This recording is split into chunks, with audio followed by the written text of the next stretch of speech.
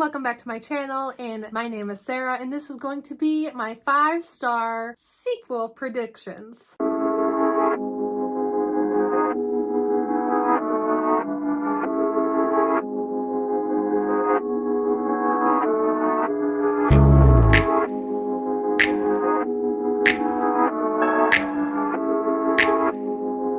So all of these books are going to be sequels that I'm going to be reading, and I think they're going to be 5 stars for me. There are 5 in total, so let's get into it. And the first is Ruthless Gods by Emily A. Duncan. I absolutely loved Wicked Saints. So Wicked Saints is a girl who grows up in it's kind of like a monastery, and she's raised by monks. She is raised as the link between the humans and gods. She wears this like necklace, and each bead is basically how she communicates with each different god or goddess, if I'm not mistaken. I love how Wicked Saints played off of what you're raised to believe and what may be the actual truth, and how they don't always or don't usually line up. So the main character in this book, she is dealing with coming to terms with everything she was taught to believe and how it's not matching up with reality at all, or if it is, it's just a little bit more complicated than she would have ever imagined. Book 1 has a lot. It has a lot going on in it. The ending I was not expecting. It was a pretty big cliffhanger, and I haven't read Ruthless Gods yet. I don't know why. I might be a little scared, but I'm also waiting for book 3 to come out, and I'm not sure if I want to read this until I know that I can jump right into the last book, because I have a feeling it's going to probably destroy me a little bit. The next one is Glass Sword by Victoria Aveyard. I loved Red Queen so much. The ending blew me away in so many different ways. I had so many conflicting feelings. I was angry, I wanted to break something, I was happy, I wanted to hug somebody. And book 1 is just, I felt like it was absolutely amazing. It plays off caste systems, what it means to be a red blood and what it means to be a silver blood. Silver bloods are kind of royalty. They have special powers or abilities, and then there are the red bloods who are just normal humans. They don't have any special abilities, and what it means when a red blood has powers. I felt like the magic system was really intricate and unique. I felt like the political intrigue was absolutely amazing. Kind of what royalty would do to keep quiet about a commoner or a red blood having powers, kind of to keep that under wraps so they can stay where they are in the hierarchy of things and their society. And I loved it so much. So I'm really excited for Glass Sword. I don't usually do well with sequels, but I am making this 5-star prediction sequel list, and we'll just have to see where we go from there. The next one is A Strange Hymn by Laura Thalissa, and this one is book 2 of the Bargainer series, the first one being Rhapsodic, and this book kind of took me by surprise. I really liked Rhapsodic. So Rhapsodic is basically about a siren who has had a really tough life. It has a lot of trigger warnings, so be sure to kind of check that out if you want to go into it, including sexual assault. But it follows a girl who makes basically this pact with the bargainer, and he is high fae, and basically what he does is he goes to the human realm and he makes deals with humans, and he makes sure that they pay up on their bargain, whether it's paying back with their deaths or violence or a finger or something like that. So it's kind of dark in that aspect. But he starts making deals with this girl, starting off from a very young age. How this book kind of ended and how it wrapped up the big conflict within it was surprising, to say the least. I thought it was absolutely amazing. I thought it was so well done. I wouldn't be able to come up with anything that would be able to match kind of how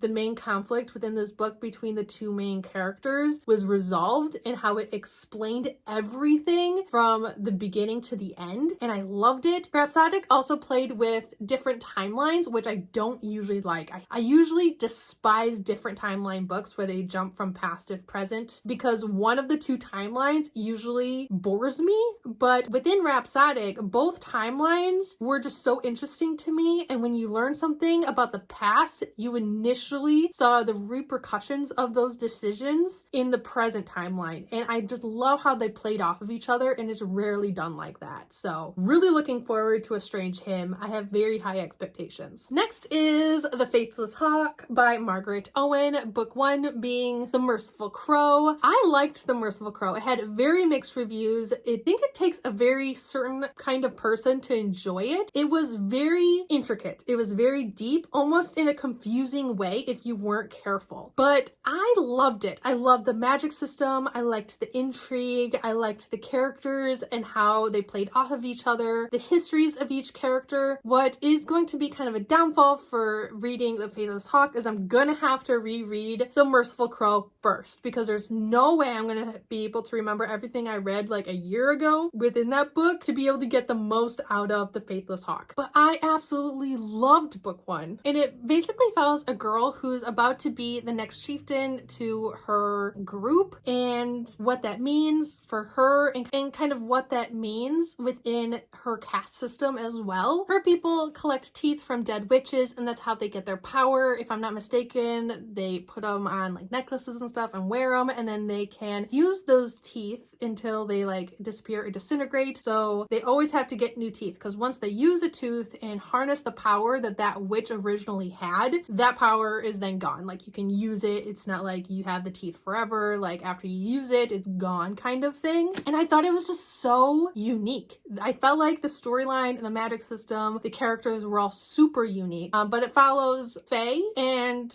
her storyline about her becoming the next chieftain and what it means when she meets, I think, an exiled prince and his bodyguard, if I'm not mistaken. There's a cat in the book, and you know, I just loved everything about it. So really excited for The Faithless Hawk, not gonna lie. And the last 5-star sequel prediction for me is actually book 3 out of 4, and it is A Reaper at the Gates by Sabaa Tahir. I recently read and finished A Torch Against the Night. I loved it just as much as I loved The Ember and the Ashes, but this is book 3. I am so ready. Books 1 and 2 kind of destroyed me. Book 2 probably more than book 1. Book 1 I felt like was missing kind of the intensity aspect that everyone told me about, but then it was definitely given to me in A Torch Against the Night. So I feel like this is one of those series that just gets better and better as it goes on. Book 2 ended in a way that I wasn't expecting in the least. I was so surprised. But this series basically follows Laya, whose brother is kidnapped. I talk about this book so much in like every single one of my videos, so sorry. But it follows Laya, who her brother is kidnapped by the Empire, so she infiltrates a rebellion, and then they help her infiltrate the kingdom to help get him out. She then meets Elias, who is kind of not royalty. He's just very high up on the food chain. He is basically a warrior, and they cross paths. And so things happen when those two very different people, very different personalities, very different background type of people meet, and it's basically a mess, but it is an amazing mess. And so here we are. I am really, really excited for A Reaper at the Gates. I was gonna read this last month, and I was gonna read it this month. I'm buddy reading this series with Noria from the Chronicles of Noria, and you know, I need to talk to her because I